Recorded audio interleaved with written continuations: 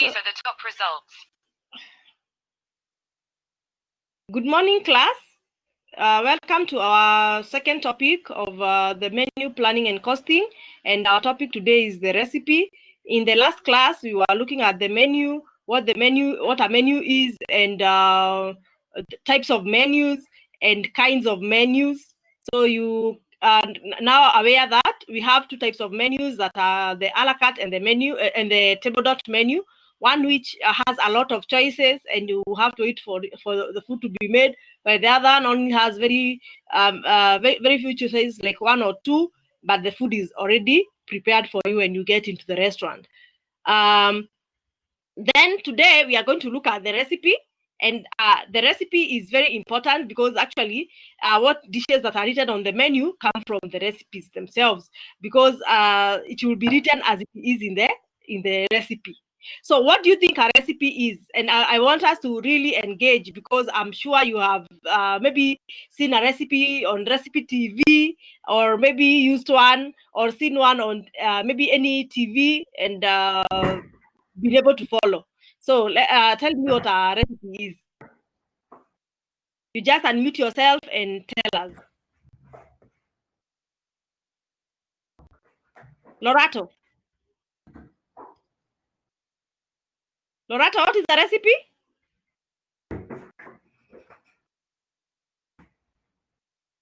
Lorato? Yes. What is the recipe? It's a, how do I explain this? It's the sort of procedure of making a dish. It includes the ingredients and how to make a certain dish. Okay, a set of procedures. Yes. A set of procedures. Burak, what it's you're on the right path. Burak, what is a recipe? Unmute yourself and tell us.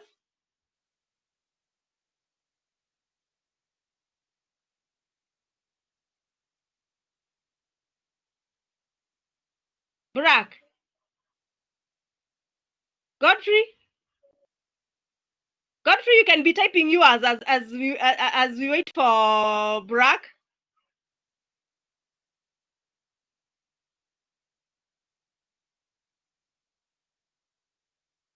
Tabitha, what is the recipe? Can you unmute yourself and tell us?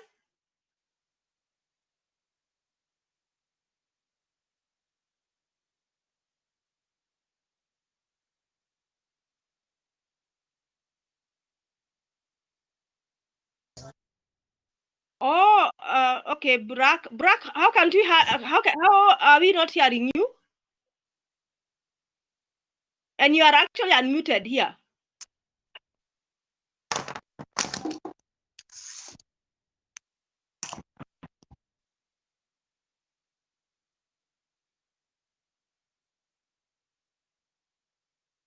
Well, okay.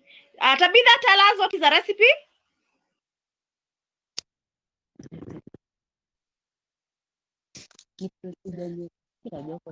Tabitha?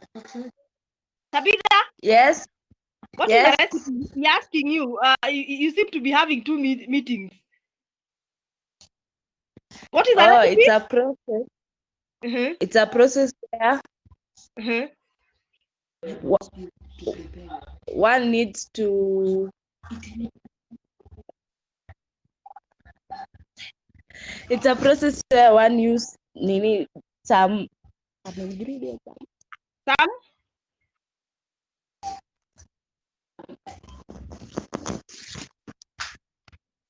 Some what?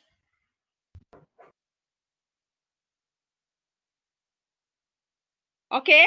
Godfrey's answer is it's a formula for preparing food, which is okay also. Burak says it's a set of instructions of to be continued. And you are all right, I would say. Maybe I've not really gotten Tabitha's whole explanation, but Roberta says it's a set of procedures for preparing food, a dish. Godfrey says that it's a formula for preparing food, and Burak says it's a set of instructions for preparing a particular dish. And I think that is a bit more in order because of the word particular. When we say particular, we mean it is specific for a particular dish. We cannot use the same recipe to make a cake and use the same recipe to make meat or a vegetable.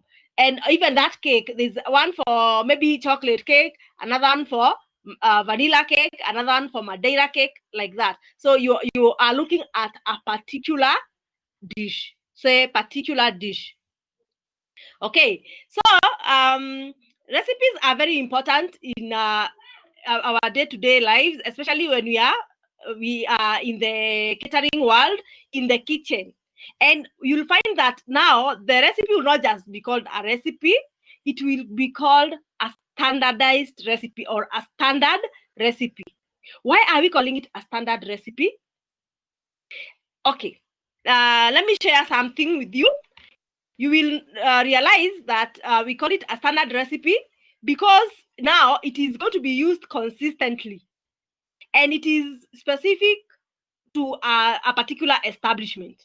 So you will find that a standard recipe will have the name of an establishment and it is supposed to be used on a daily basis as long as that establishment is running. So that means that it will have very important roles to play. For example, it will help the establishment to keep a consistent standard of quality of dishes produced. Why? Because every person who comes on board, whether they have been working in another establishment or not, they are going to follow the ingredients given, the amounts, and even the procedure.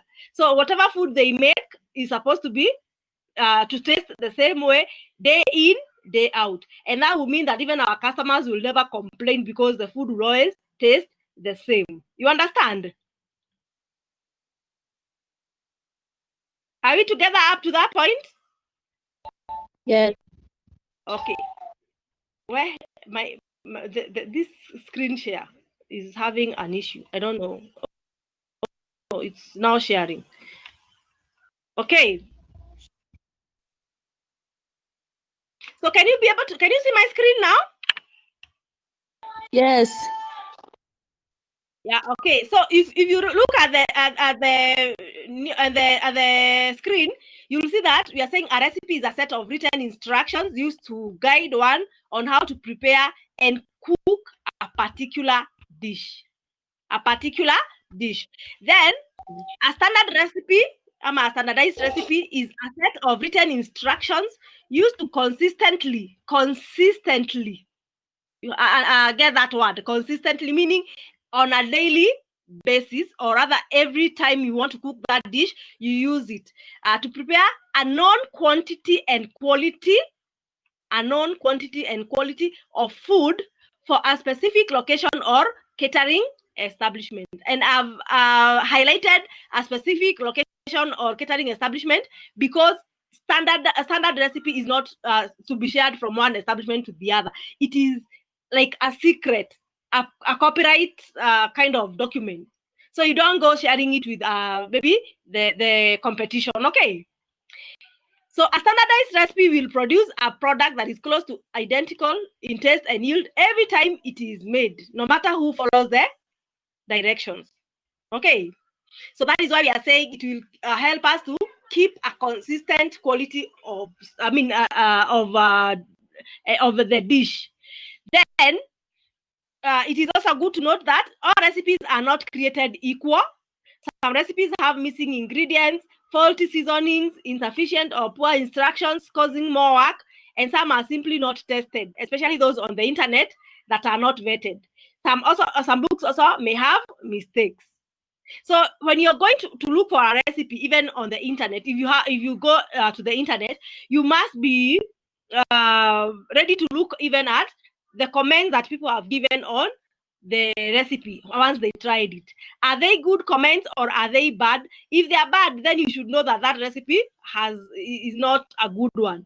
And it's good to go to those websites that actually are trusted like the BBC Good Food. We have BBC Network Good Food. We have Kitchen Delights. Such websites. You go looking for your recipes there. Don't just go and pick any other to get a good recipe also. Now, that said, we look at contents of a recipe.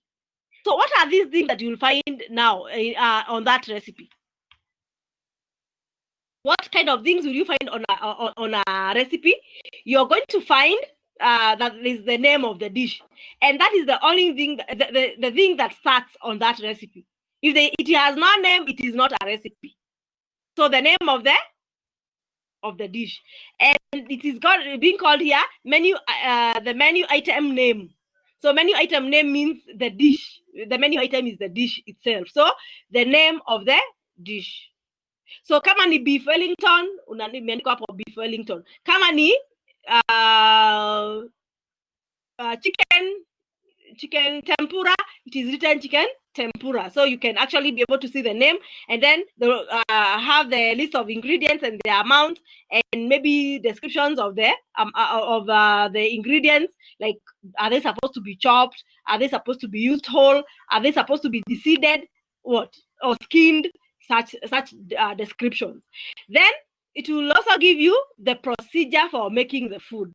So all those things you'll find under the contents. So the ingredients and their precise amounts and descriptions, the set of instructions, equipment to be used in the cooking, the number of portions is also very, very important, especially for us who are learning, and also for us, for a luxury establishment, as an establishment that really cares about the customers. Why? Because you have to know, like, the portions that you're going. An original recipe is supposed to produce, so that you can also be able to use it to convert to be able to cook for more people. Okay, so we shall be looking at conversion of recipes also today. So the standard recipe generally has those contents there. So kuna name of the dish or menu item name, total yield, like number of servings or portions that a recipe produces, portion size. Of course, the portion size and portion, the number of portions will come from there. Then the list of ingredients and their quantities, exact quantities of each ingredient. Okay, we have preparation procedures. Even on the ingredient list, you can see in brackets they have said with the exceptions of spices that may be added to taste. So, my dear friends, as chefs, you will realize that there are some tricks you may do in the kitchen that may not be done by anyone else, or maybe that will not be, even when a chef comes maybe and explains it on a TV, they may not even give you such details. But there's something we call marinating, or generally spicing our food. So you actually mix your food with a marinade. And a marinade may be a mixture of a number of things, and most of the time could be garlic and ginger paste, oil and salt, and maybe a little pepper, either white or black, depending on what you're cooking. And then you mix it with the food and leave it for even 12 hours, especially when you're cooking meat. You can meat, poultry, fish, you can marinate for over 12 hours. And then now the following day you just remove it and cook. That food has the flavor of the spice in every cell of the food. So it is not going to be just on the coating alafu ndani iko too bland. It is sweet all the way to the last bite. You feel all the goodness of the flavors. So those may not be actually shown in the recipe. So that is why they are saying, with the exception of spices that may be used. Sorry.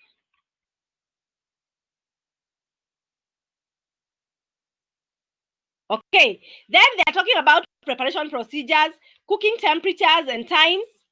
Some recipes will tell you the time allowed for preparation. So inakwambia preparation time and cooking time. Then special instructions according to the standard format used in an operation. So if there are any special instructions, you'll be told there. Mise en place, that is a list of equipment and individual ingredient preparation. So all the equipment that you may need and ingredients you have right there may be given in a recipe. Then serving instructions. This tells you serve with maybe if it is beef bourguignon, tells you to serve it with potatoes or rice and such, or you're told serve cold. Then plating and garnishing, they will also maybe tell you how to garnish. Especially, let me give you an example of a dish like chicken spatchcock. You are told to garnish with slices of hard-boiled egg. So those are instructions on plating or garnishing. So you're told how much food to put in and how much, what kind of a garnish to put and where. Okay, so then we are going to look at more contents of a recipe, and here we are just looking at things that you may find there that generally may not be in any other recipe. Sometimes you find photos of recipes. So I think photo is here.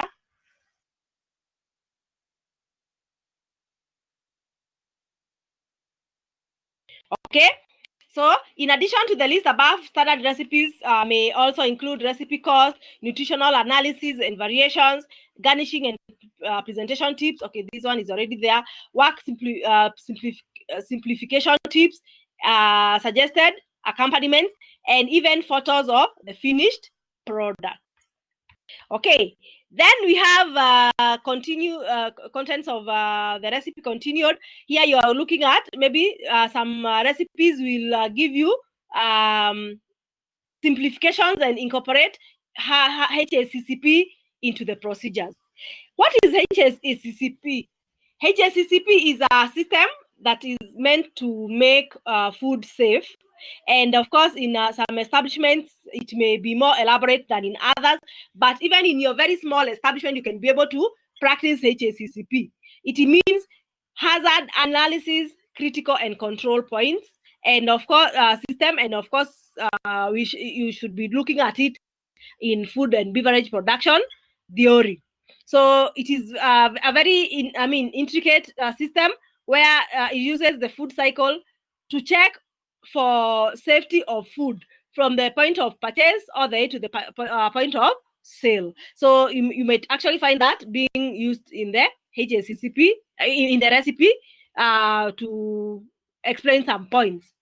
Then you may find a short side note on the mise en place. Okay, that is the kitchen equipment that you may require there for preparing the dish.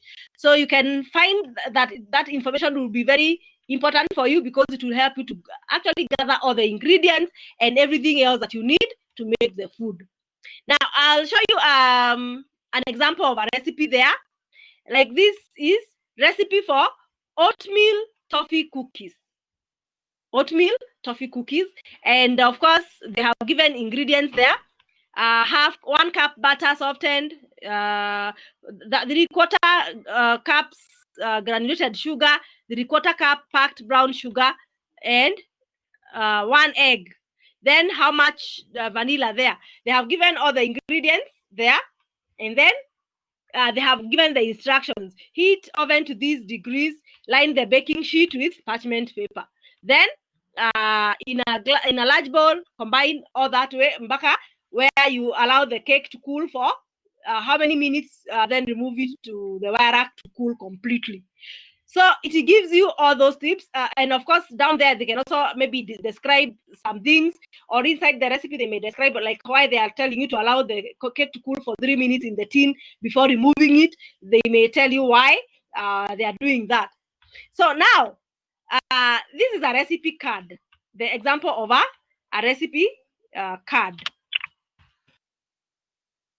Okay, so in some establishments, you'll find that it will be, you'll have the name of the recipe, how many people it serves, and the total time to be cooked, and then from which kitchen. So in some establishment having many kitchens, like you may have a cafeteria, a coffee shop, a cafeteria or a coffee shop, and the main kitchen, you may find that they will name the kitchens that different names. So you can actually find a recipe meant for the cafeteria being borrowed by the main kitchen, maybe to make dessert. So that is why you see from the kitchen off. And then now the ingredients will be written on this side and the instructions on the other side.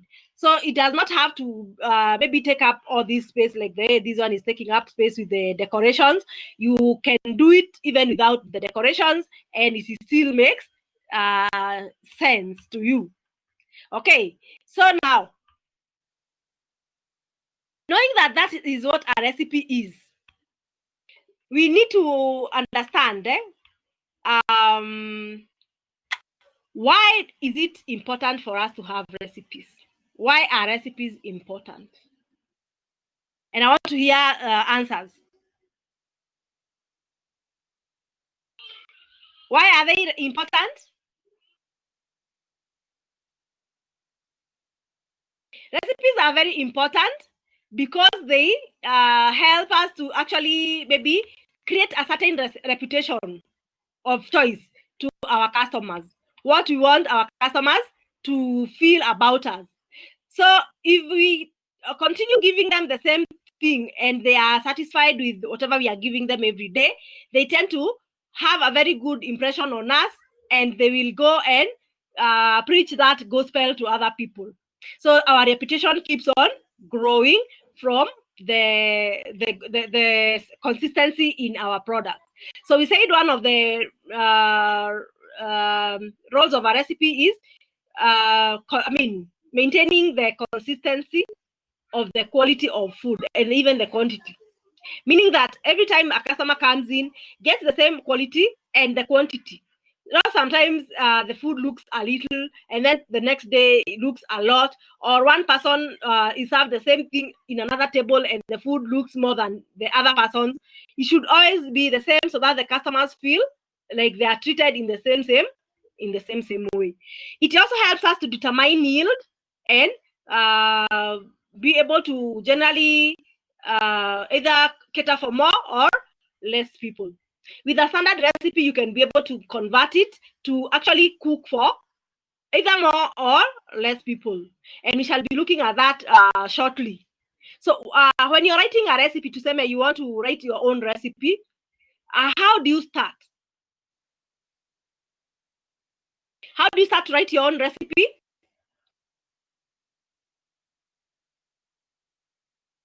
When you want to write your own recipe, you must actually have what we call the research from other recipes, maybe, or from the internet.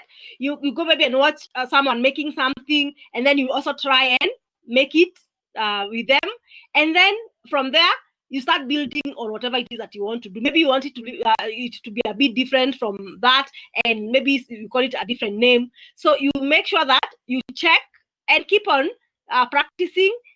You add maybe salt or remove salt or add more sugar, even until that day when you feel like you have had the right recipe. Don't just try something for the first time, even without measurements, and then you go posting it on there.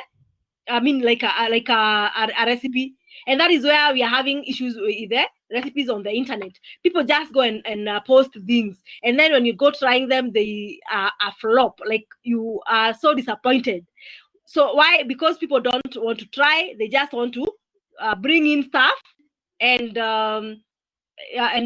post on the internet, or maybe publish the recipes. But you have to try it over and over again before you actually say it is the right one.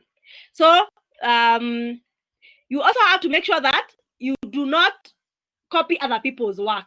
Like, don't go and get someone's recipe on beef Wellington the way it is, and then you go and change the name up there and write beef Karakata. or something, you know, like you change someone's recipe's name and then you actually own it like yours, but it is actually the same thing, because you remember that we already have people out there who are cooks or chefs, and they already know maybe the procedure of making that beef Wellington. If you go and call it karakata and then beef karakata, and then I go and find it, and I already know how to make beef Wellington, by the time I'm reading the third procedure, I know that you actually you have copied someone else's work, and of course that is not good. And even the owner of the first recipe can actually sue you for copying their work, because they have copyright. You know, like what you call copyright. Like it is patented work, so you should not copy it. Like you cannot copy someone else's song or book that someone has written. Okay, so that is generally it. So make sure you don't copy someone else's work. Then choose a good name for your recipe. Call it a beautiful name, and names can be chosen from maybe the description of the item as when it is made. When you're done making it, how does it look? And that is why you have some very funny names for recipes, like toad in the hole. Toad in the hole means a frog, like, you know, a toad, a frog in the hole.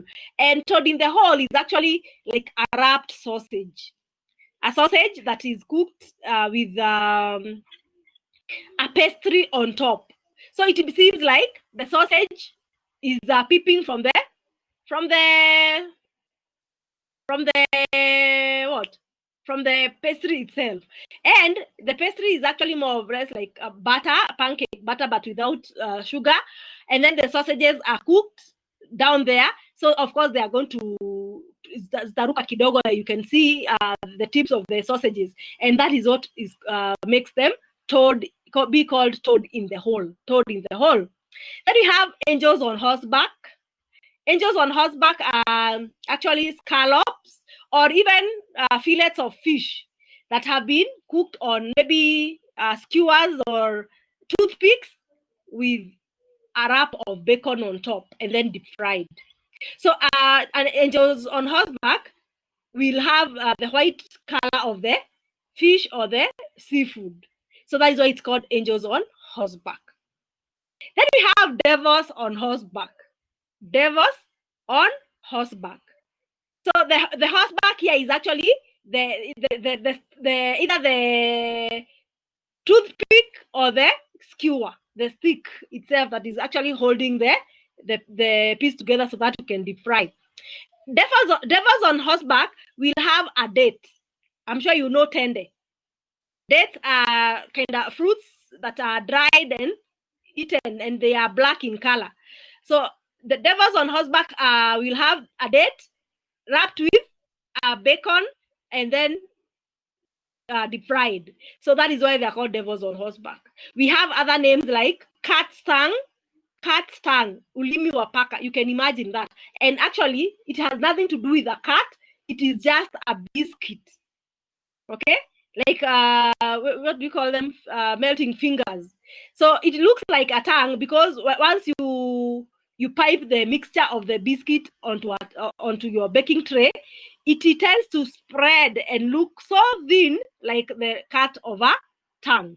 So such names you'll find. Others will be given names depending on how they are. They have been cooked, like deviled kidneys. Deviled kidneys are very hot. Yeah, very hot on the tongue. So they are called deviled kidneys because they are going to be very hot when you're eating them. We have other dishes like breadcrumbed chicken. So of course the name breadcrumb chicken is coming in as the description of how the food actually looks when it is cooked. So we are looking at you can actually write your recipe and call it any kind of name.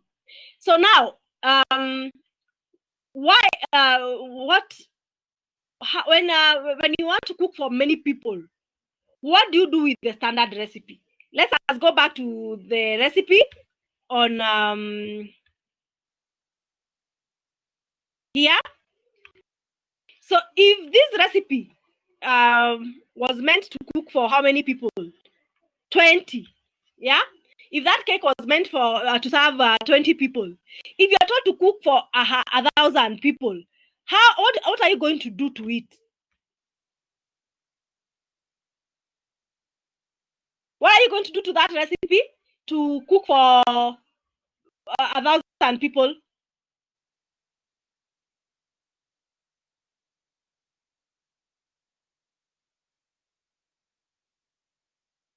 Lorato,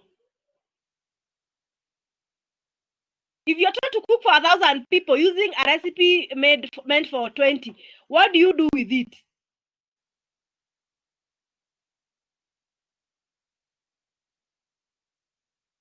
Okay, you divide the number of new portions with the old number of portions. And of course, what you get is an index, because you utaandika 1,000 portions divided by 20 portions. So portion and portion cancel, and then 20 goes how many times into 1,000? 50 times. So you get 50 as an index. So you're going to use this 50 to multiply every other amount of the ingredients. So like we had, let me go back. We had a cup of butter. So you are going to say 50 cups of butter for 1,000 people. 3 1/4 times 50 is around how much?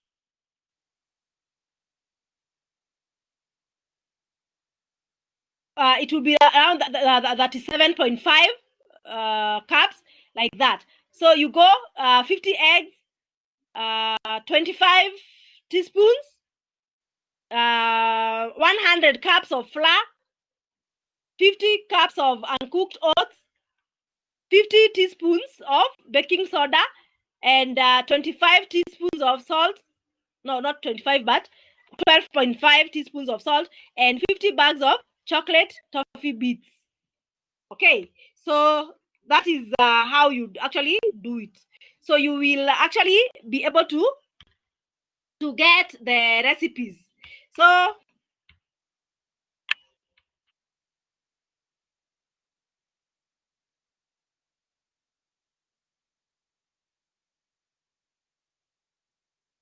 there we have converting and adjusting recipes and formulas.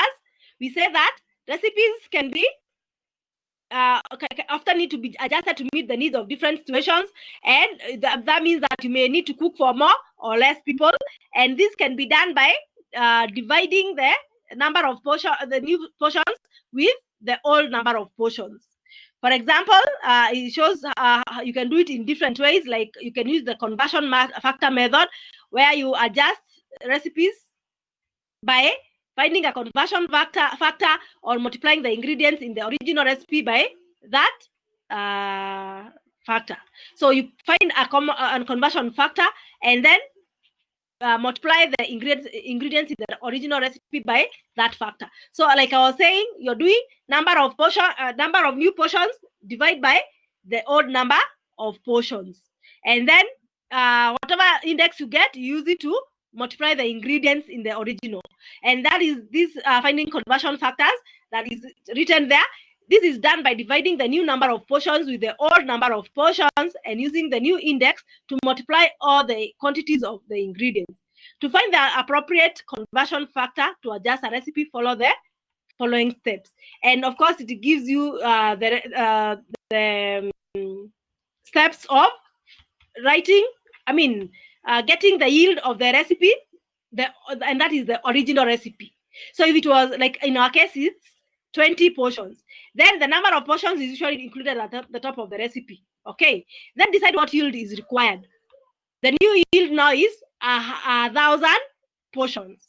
So obtain the conversion factor by dividing the required yield, that is 1,000 portions, by the old yield, that is the 20 portions, and whatever you get now is 50.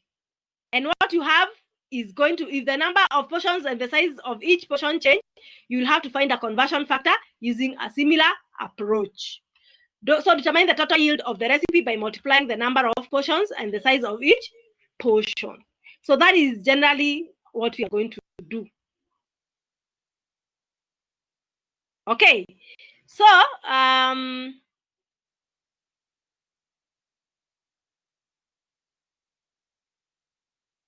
when you get that recipe, you will actually be able to look at the new number of portions, which is 1,000. And if we said like, no, this one is not written 20, but I said we are going to use 20. So you get 1,000 portions divided by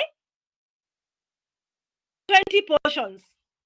And what you get is actually 50. 50 just like a number. Use it to multiply each and every amount of ingredient given in the recipe. And whatever now you get, you are going to use to make the portions for the new number. Of course, the ingredients like for 1,000 portions will be much more than they were for 20 portions. So then you use the same methods of preparation, and then of course you're going to use bigger tins for maybe baking the cakes, and then you have your cake, and it should taste the same way as the cake for 20 people. Are we together up to that point? Yes. Yes. So we going to give you a recipe right now, and then I'll expect you to convert it to cater for 25 people. Okay.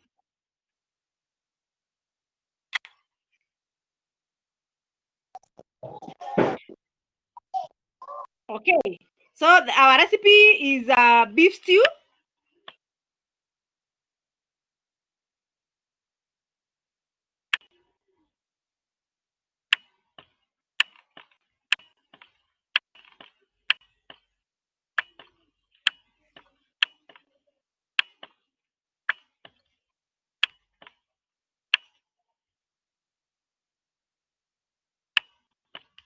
Four portions.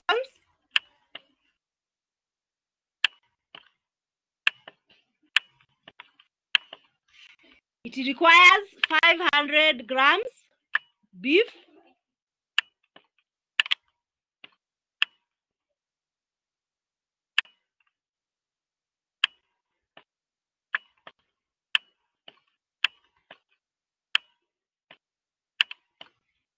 requires 120 grams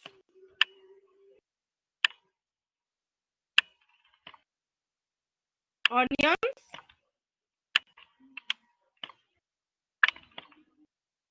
remember that we are not putting the ingredients for marinating here, but as a cook or a chef, you need to make sure that you do what? You marinate your food. Make it taste better. Another 120 grams of carrots.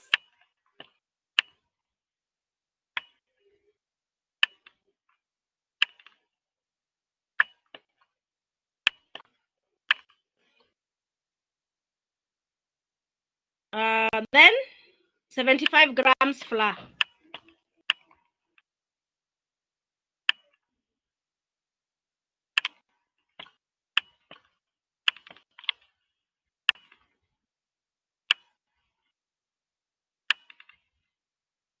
Okay. Then 750 ml stock, water or stock. We shall be talking about that in food production theory. 750 ml water. So I'll just write water instead of stock, so that Malimu will tell you what stock is. Okay. Okay. So 750 ml water, and also have salt and pepper to taste.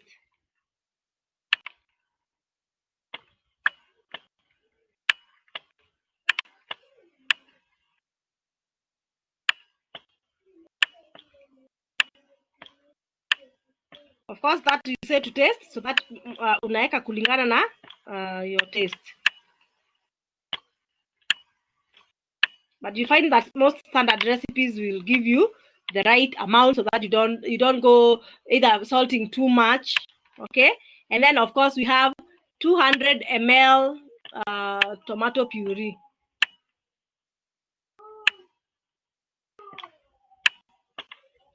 Tomato.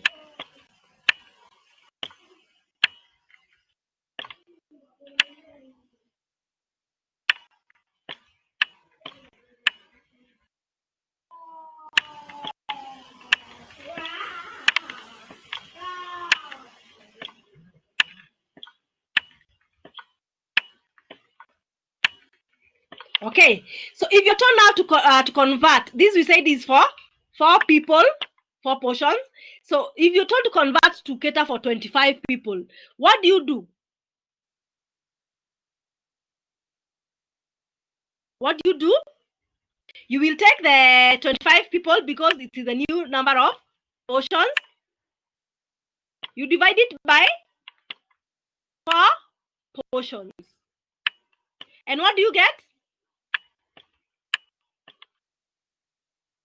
What do you get? Calculate, people. What do you get when you divide 25 out of 4 with 4?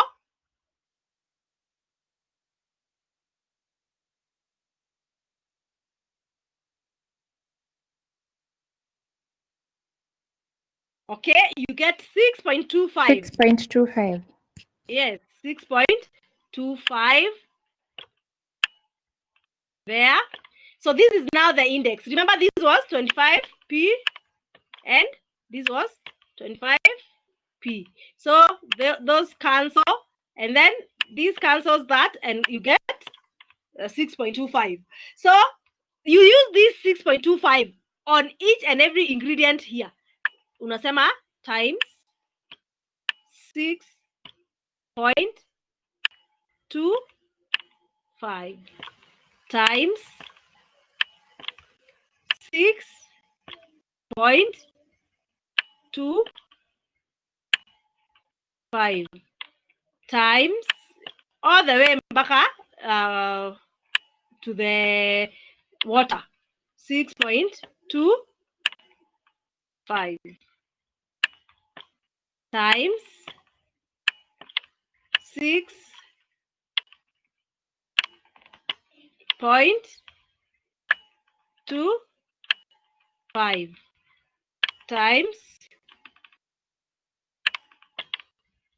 6.25, and here still times 6.25.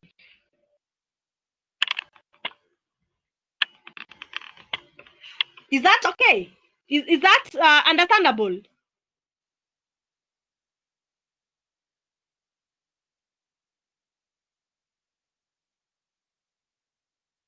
Is that understandable? Yes. We have understood. Tabitha, have you understood this?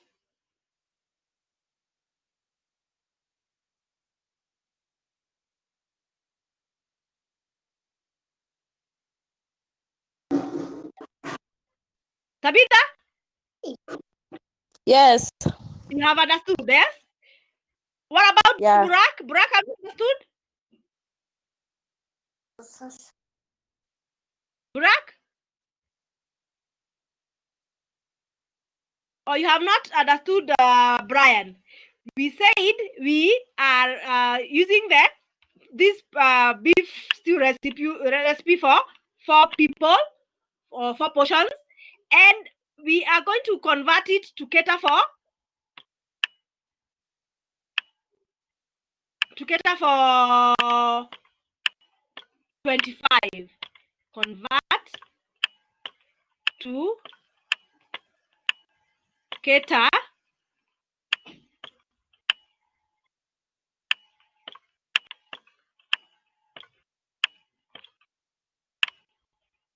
4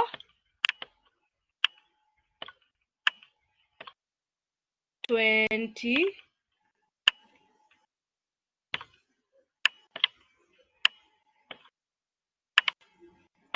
portions. So now, we from the notes we have seen that you are supposed to divide the new number of portions, which is now 25, Godfrey, and use it, divide it with the original number of portions, or the odd number of portions, which is 4 portions. And this is mostly provided in the recipe. Although the one that I think that the one that I gave that did not have, but it should have the number of portions right there. So you take 25 portions, divide by 4 portions. So the p's cancel, and then 4 divided by 25 divided by 4 is 6.25.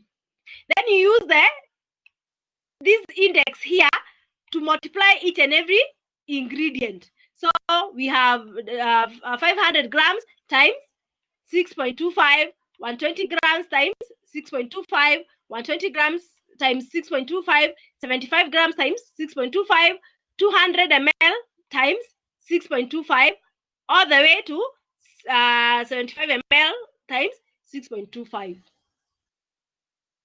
Are we together now, Godfrey?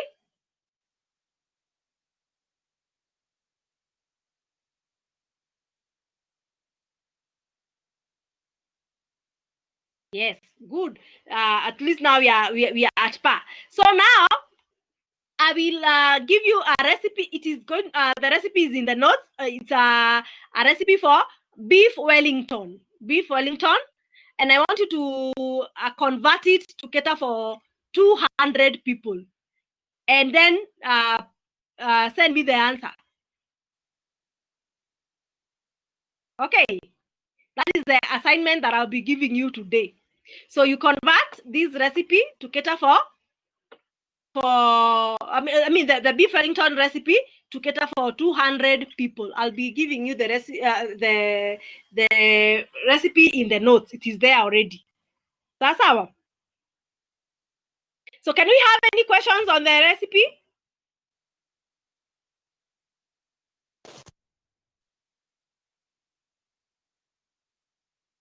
Any questions? Yes. Yes. Ask. Was asking after you have like the way you have done 25, after you have converted, will you multiply with like 500 grams of times the number that converted with? This is now you are only going to do 500 grams times 6.25, and now what you get is the new number of like this. There's a new quantity for beef. Oh, so when I multiply all of them, then I'll add them. No, so that I can get the total number. No, you cannot add them. These are different things, Nanik, Tabitha. This is beef, this is onions, this is carrot, this is flour. So you cannot add them. Okay. You understand? Yes. It is like you're writing a new recipe now, but now without 4 people here, but 25. So now you'll be getting new different things here. So those will be the answers. Yes. Oh, okay. So what the answer, of course, is not going to be 500 grams times 6.5. It's going to be like that 1.25, isn't it? Yeah. Yeah, that 1.25.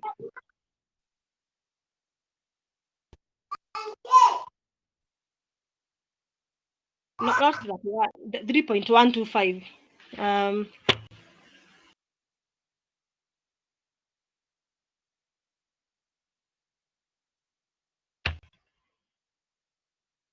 That is going to be that one. 25 grams. And of course, that is 125 grams, isn't it? Yeah. Alafu, of course, now to change them into kilograms, you divide by 1,000 and you get 3.125 kgs. Okay. You can still write them the way they are, but you can also decide to convert them into kilograms. And now, right, divide by 1,000 here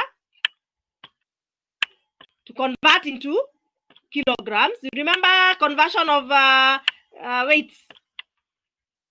You divide by 1,000 so that you get that, and then is kuja hapa 1, 2, 3. So you get that there. 3.125. Sasa now this was gram, and this one the cancel. So now you get 3.125 kgs. So conversion is another hiyo ni ya hesabu. I'm sure mnasoma mathematics also. Do you have your mathematics class? Yes. Yes. So you shall be talking about conversion there, but of course I have to teach you that too here. So you have to convert your when your grams are more than 1,000, you need to convert them into kilograms by dividing by 1,000. So now the new amounts for beef stew for 25 people will be 3.125 kgs of meat. Then 120 grams times 6.25, what does it give you?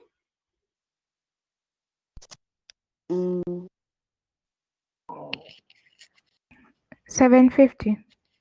750 grams. So that is, you can write it still as 750 grams, or you can write it as 0.75 kgs if you want, isn't it? Yeah. Yes. So here you have 750.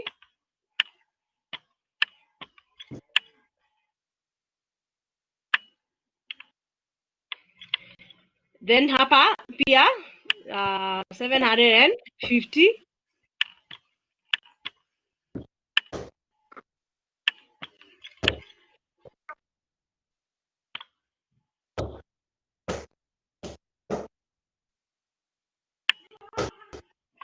Like that. So you go making sure that you convert for all. This of course is going to be like 12.5. So it is going to be 1.25.